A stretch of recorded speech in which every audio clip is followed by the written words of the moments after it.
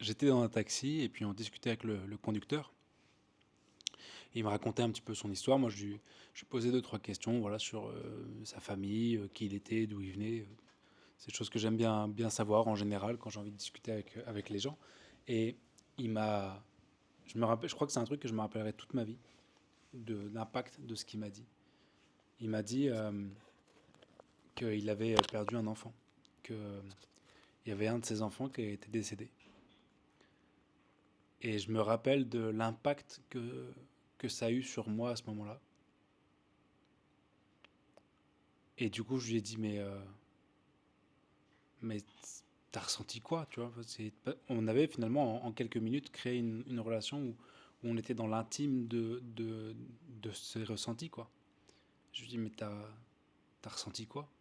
Et là, je me rappellerai toute ma vie. Il s'est retourné vers moi et il m'a dit, en me regardant droit dans les yeux, il m'a dit, j'ai perdu mon bébé, quoi.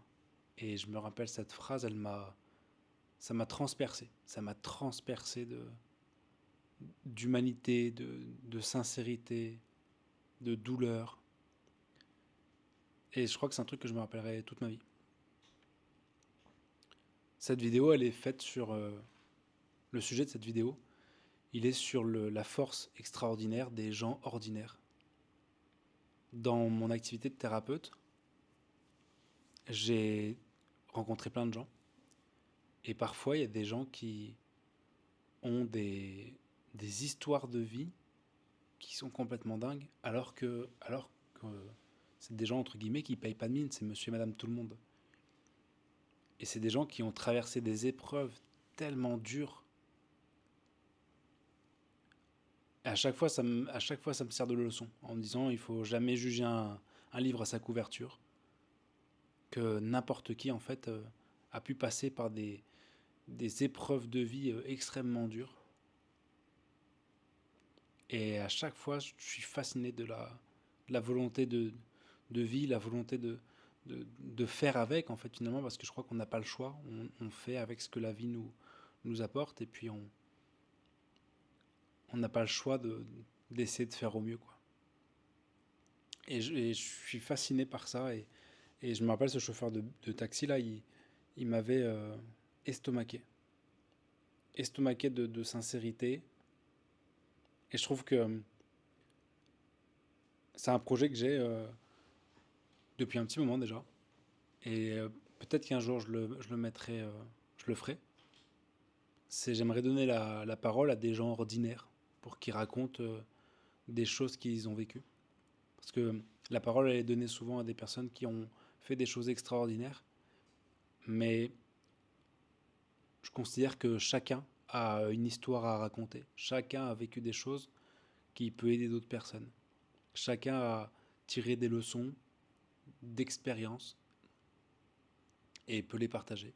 Et j'aimerais vraiment un jour donner la possibilité à des personnes du quotidien, personnes ordinaires, de pouvoir transmettre ce qu'elles ont vécu, en positif ou en négatif. Parce que je trouve qu'il y a une force extraordinaire chez les gens ordinaires. Et, euh, et bien souvent, dans le milieu de l'entrepreneuriat, il y a la distinction qu'on fait entre les entrepreneurs et les PNJ, quoi, les gens qui restent dans leur confort et tout. Mais en fait, c'est que bien souvent, ce qu'on voit comme un confort, une lassitude, une servilité,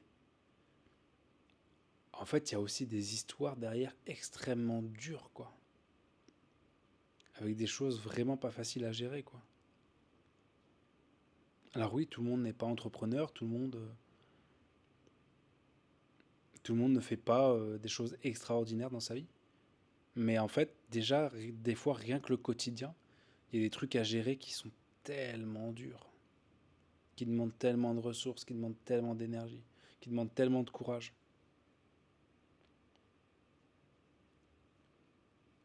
Donc, pour ma part, je fais moins la distinction entre entrepreneurs et les gens qui veulent pas être entrepreneurs.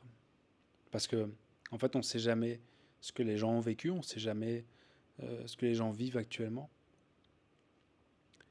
Et bien souvent, ils ont traversé des épreuves qui sont extrêmement difficiles.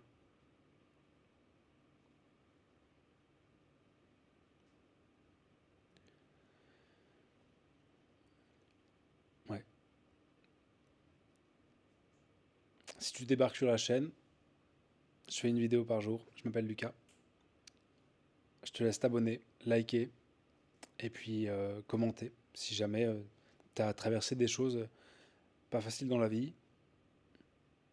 Ça sera une première pierre justement sur peut-être ce projet qui naîtra un jour de pouvoir donner la voix à des personnes ordinaires pour qu'elles nous racontent l'extraordinaire de leur vie. Prends soin de toi, on se voit demain.